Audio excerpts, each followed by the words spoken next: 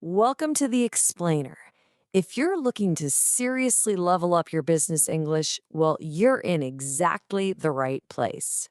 Today, we're tackling a concept we like to call presentation English made easy. We all know that feeling, right? You're standing in front of a room, or let's be real, staring into a webcam, and you just want to sound as sharp and persuasive in English as you do in your native language. But man, presentation anxiety is real. You're constantly translating in your head, terrified of sounding stiff or robotic. Well, actually, scratch that. The real secret to natural fluency isn't about swallowing a massive dictionary. It's all about selectively nailing the specific idioms, phrasal verbs, and industry jargon that native speakers just drop effortlessly every single day. Okay, let's dive into this. Here is our four-part syllabus for today. First, presenting with phrasal verbs. Second, essential money idioms. Third, advanced startup vocabulary. And finally, personal finance fundamentals. Section 1. Presenting with phrasal verbs. The building blocks of business communication. So here are three essential terms that will instantly upgrade how you sound. Pitch in, which just means to help. Then we have backup, meaning to support, and sort out, which is how we naturally say resolve a problem. I want you to imagine using these to confidently manage your team dynamics. Instead of saying something super stiff like, I require assistance to resolve this issue, you just casually say, hey, if everyone pitches in, we can sort this out. Or telling a coworker, thanks for backing me up in the meeting. Boom, you instantly sound like a natural team player who's totally comfortable in the language. Let's see how this builds into a practical scenario, like a step-by-step for a typical meeting. Step 1, you set up a conference call, meaning you organize it. Step 2, you go over last month's numbers. That's a way more natural way to say you're reviewing them, right? And step 3, you work together to figure out the solution, to find the answer. By framing these phrasal verbs as a mini narrative, they become incredibly practical and super easy to just pull out of your back pocket for your very next sync. Moving right along to section 2, essential money idioms, colorful cultural phrases. Now, what's really interesting about this next phrase is just how absurd it sounds. Cook the books. Literally? Frying a novel in a pan? No way. But the actual business meaning is dead serious. Falsifying financial records. If you hear someone mention that a company is cooking the books, consider that a massive warning. It means they've got some dishonest accountants manipulating the data to make it look like they have a whole lot more money than they actually do. And speaking of cooking, English financial terms are weirdly obsessed with food. Take a look at these two. Bringing home the bacon, that means earning a living to take care of your family. And riding the gravy train, that's when you land one of those highly paid jobs that requires basically minimal effort. It is kind of funny how making a living in English always seems to come back to a massive hearty meal, isn't it? Of course, financial status has its massive highs and brutal lows, and these idioms hit the nail on the head. On the high side, you might have a cash cow, a business venture that is super easy to run and just generates tons of revenue. Or maybe you look like $1,000,000, meaning you look or feel absolutely incredible. But on the flip side, if inflation hits, you might have to tighten your belt, which means cutting expenses and living frugally. And if things go totally sideways, you might be flat broke, literally having zero money. These phrases just perfectly express those extreme swings of wealth and poverty. All right, Section 3, Advanced Startup Vocabulary, Silicon Valley speak. So once your English is at an advanced level, the focus shifts from just general fluency to really fine-tuning your accuracy with industry-specific terms. It's like restoring a classic car. Once the engine is running, you've got to do the fine-tuning to make it really purr. Mastering this jargon ensures you can keep up with tech innovators and, honestly, sound like one of the cool kids in the room. Imagine you're pitching a venture capitalist. You might casually tell them your app is a double-sided marketplace. This is a platform connecting the people offering a product to the people who want to buy it.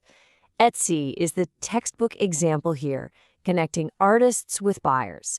But in your pitch, you would absolutely need to mention how you plan to seed the marketplace. Seeding it means you are growing the supply side first, convincing the sellers to join up before you even attract the buyers. Another massive concept in the tech world is the winner takes most market. This describes a situation where a business gains so much momentum it essentially corners the entire market, making it nearly impossible for anyone else to compete. The search engine market is literally ruthless in this regard. Google is the ultimate winner takes most business. They just take a disproportionately massive share of the revenue. So, how do you actually convince an investor you're the real deal? You make credible commitments. Pioneered by Thomas Schelling in game theory, a credible commitment is a strategic move where you prove your belief in an idea by putting your own cash at risk. If you are pitching a killer app, investors know anyone can talk a big game. But if you are willing to put your money where your mouth is, that is a highly credible signal of your true belief in the idea. It is for sure the ultimate persuasive tool. And this brilliantly illustrates a huge difference in startup strategy: pivot versus iterate. To pivot means completely abandoning your initial idea for a totally new direction. Fun fact, the team behind Slack originally wanted to make a video game, but they pivoted entirely to focus on their chat function. Iterating, on the other hand, means trying different tiny variations to gradually improve the result. Airbnb is a perfect example. They started out renting mattresses at conferences and iterated step by step until they found the perfect service. Let's bring it all home. Section 4, Personal Finance Fundamentals, Core Financial Literacy. Taking control always starts with a financial plan. As defined by LifeSmarts, this is a structured tool and plan of action that lets you meet immediate needs while also hitting those long-term goals. It's basically about organizing your income, your saving, and your investing into one cohesive strategy. And I cannot stress enough how real the stakes are right now. Get this. According to the Central Statistics Office, in 2024, a staggering 46.2% of households reported having at least some difficulty making ends meet. Almost half of all households. To put that into perspective, it's absolutely massive. That brings a real, immediate sense of urgency to mastering personal finance, doesn't it? The foundation of this comes down to three critical accounting concepts. Assets are what you own, liquid cash or capital investments. Liabilities are what you owe to others or banks. And your net worth is the total value, which you find simply by taking your total assets and subtracting your liabilities. Together, these three terms completely define the overall financial health of an individual or a corporation. So the crucial point is really understanding where your money goes through your expense types. Fixed expenses, those remain exactly the same every single month.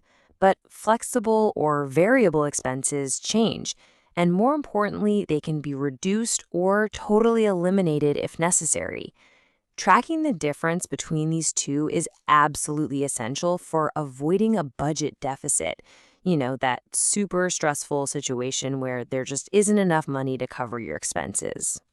When a budget deficit looms, or when the overall economy gets incredibly volatile, you will often hear the phrase, cash is king.